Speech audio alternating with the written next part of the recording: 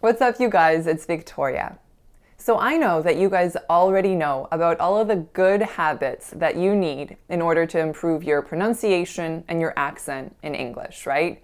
Everyone and their mom makes similar videos, myself definitely included. So if you guys have ever seen any of my previous videos, you know that I talk about lots of good quality input, and that varied input is very important, and that you should be using youglish.com and having a clear goal and leaving daily time to practice. So I could go on and on and on, but I won't, because today's video is going to be completely different than all of that. And it's about how you can still improve your English when you don't have it in you to be a perfect student. So for a total paradigm shift, and obviously to be taken with a sense of humor, let's dive into 7 bad habits that you can leverage to improve your American English accent. So bad habit number 1 is ordering takeout. Now, I'm personally a really healthy eater most of the time, but we all encounter those days where there's just nothing left in our fridge except for a box of probiotics and maybe some old leftovers that don't look too appealing, or when we're just dying for sushi and nothing else will do. So in those cases, it's totally a-okay to order in some takeout. So to alleviate some of your takeout guilt, I want to reframe this for you guys and allow you to see how ordering in can be a perfect opportunity for practicing your intonation skills. So for many of my clients, when they initially learn about intonation, a lot of people tell me that it's really, really difficult and there's this invisible wall to actually start to use these intonation patterns. It can feel very unnatural, very fake, and very intimidating. And so a phone call to a fast food joint is a really perfect opportunity in which you can practice your intonation in a super low stakes environment in which even if you say the wrong thing or your intonation sounds totally bizarre, nothing's lost, right? And it was a really great practice opportunity. Now, obviously this is a topic that could be explored in great depth, but very basically, make sure that if you're saying a statement that your pitch is going to drop at the end, and make sure that if you're asking a question, that somewhere within your question, there's a pitch rise. So to give you guys a quick example, let's pretend that you're saying the words, I want to place an order for delivery. So if I were to say, I want to place an order for delivery, does that sound like a statement or a question? So in this case, it would sound like a question because I raised my pitch. But if you are sure that you want to place an order for delivery and you're definitely not asking a question, it would be much more appropriate for your pitch to have fallen. So instead it should sound like, I'd like to place an order for delivery, for delivery. You can hear that pitch drop, especially at the very end. So this tells your listener that you're confident and that you definitely want to place an order for delivery. As an added bonus, you guys can sneak in a little bit more practice by preparing a few questions in advance, even if you already know the answer to the question. So if you already have someone on the phone, it'll only take an extra few seconds of their time, but again, it allows you a little bit more real-life practice. So the second bad habit is gossiping. Now, don't get me wrong, I'm actually not condoning gossiping in any way. It's really not a very nice thing to do. But if you find that you're doing it anyway, then you may as well use the opportunity to practice your word stress. Using correct word stress will add extra punch and emphasis to your message, ensuring that your other gossipy friends will be all ears and really interested in what you're saying. So let's look at the word stress in 5 really common gossip phrases. The first is OMG. So if you're saying OMG, you have to stress that final syllable, the G, otherwise it really won't sound correct and your listener may not know what you're saying at all. Did you hear that Tony has a new girlfriend? OMG, I had no idea. Our next gossip phrase is unbelievable. So for this kind of a word, many of my clients are inclined to stress the un part of the word. However, we don't say unbelievable, we say unbelievable. Did you hear that Jane already wore that dress to a wedding last year? Oh, unbelievable. Another possible gossip phrase to this kind of a statement would be, that's crazy. So in this phrase, make sure you're stressing the A syllable in crazy. That should win the entire phrase. That's crazy. Final gossip phrase that you guys need to know is, oh my goodness. This phrase can really be universally applied, and if you're using it, make sure that your strongest syllable is the first syllable of goodness. Oh my goodness. Bad habit number 3 is watching reality TV. So whether it's more your style to keep up with the Kardashians or to watch reruns of The Simple Life, in general, we don't tend to think of reality television as enhancing us in any way or making us better people. But you don't need to feel guilty about watching reality TV, because it's in fact an excellent opportunity to hear how people actually talk in real life. So even right now as I'm speaking to you, I am making a conscious effort to speak as naturally as possible. But I can tell you guys with 100% certainty that if I was casually hanging out with a bunch of my friends, I'd be speaking much more casually than I am right now. This is in fact something that many of my clients report to me, that they don't have trouble understanding in very controlled situations like watching a YouTube video or listening to a presentation. However, they do have trouble catching each and every word in a natural conversation. So the reason for this phenomenon is that in a presentation or even in this YouTube video, we tend to reduce less. We're speaking a little bit more clearly. And in totally natural, spontaneous conversations, we tend to reduce a lot more. So next time you're watching Real Housewives of Orange County, pay really close attention to reductions.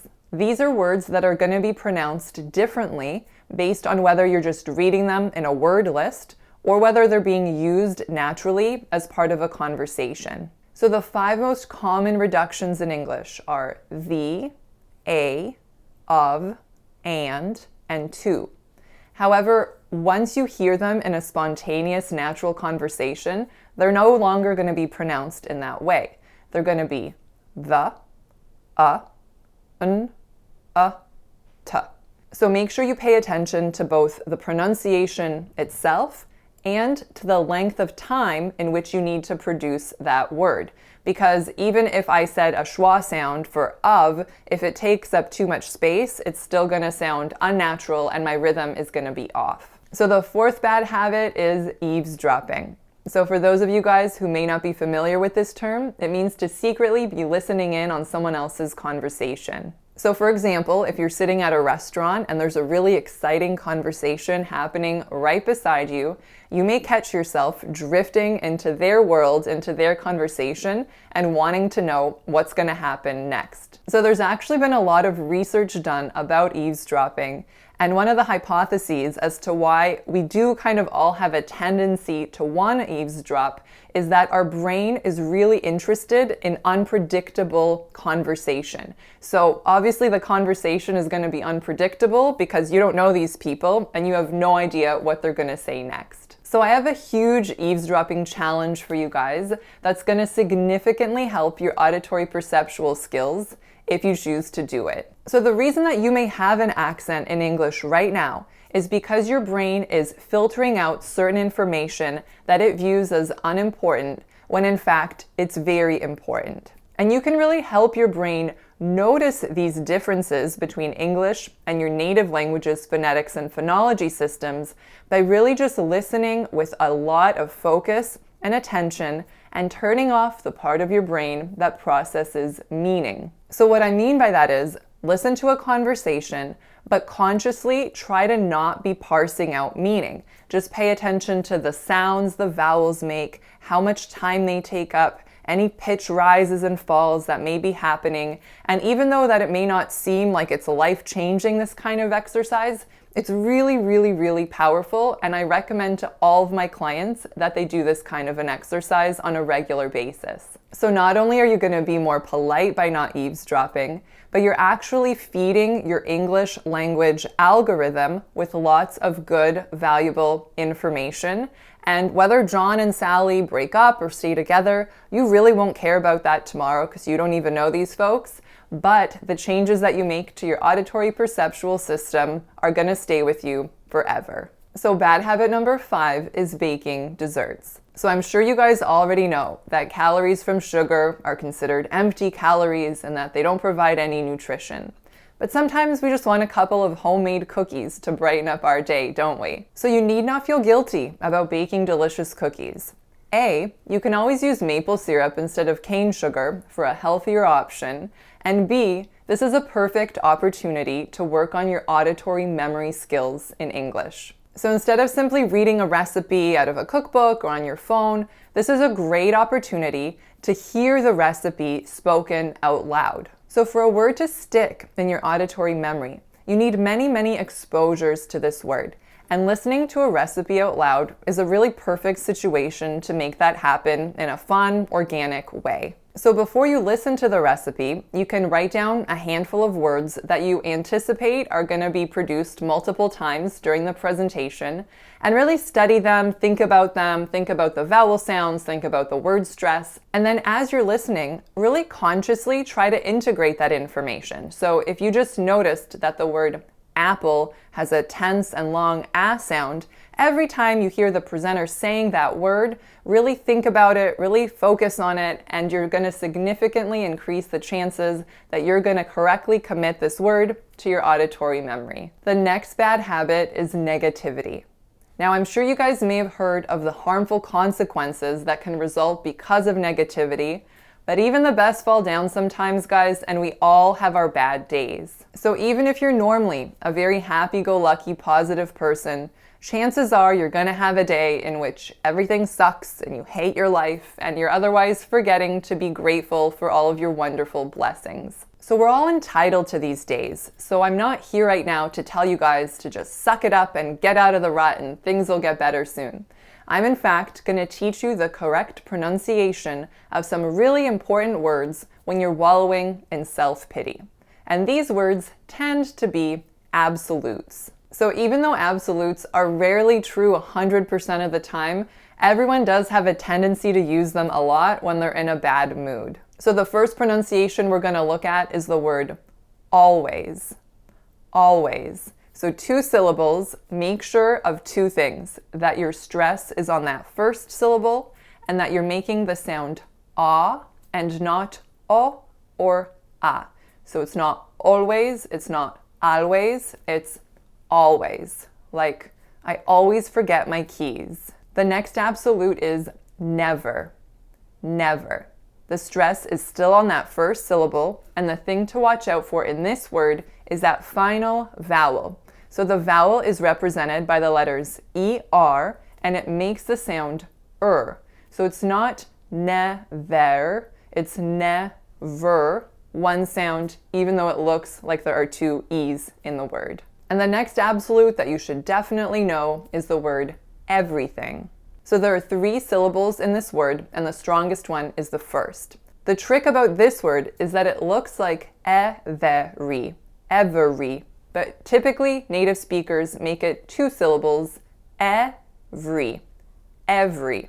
For the second part of the word, thing, make sure you add in a nice TH sound there. Everything. Everything is going wrong today.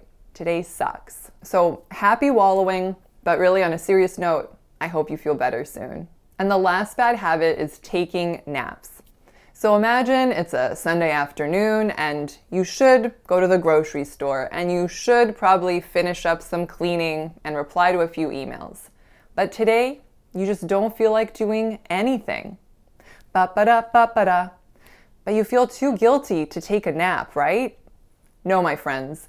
Don't feel guilty about taking that nap. In fact, there's a lot of research about naps, and oftentimes a nap can be just what you need. So not only have naps been shown to increase mood and creativity, a really cool research study out of Germany a few years ago also showed that it significantly helps with memory consolidation. So I mentioned this in my last video, but basically memory consolidation is the process by which we're taking a new piece of information and we're actually solidifying it and making it a strong, real neuronal connection in our brain. And what I think is really cool is that they showed that the memory that's consolidated during a nap is subconscious information that our brain has flagged as important. And the reason that I think this is so cool is that if you're doing the exercise that I recommended during eavesdropping, and that's really just focusing all your attention, not on meaning, but on sounds, lengths of sounds, pitch changes,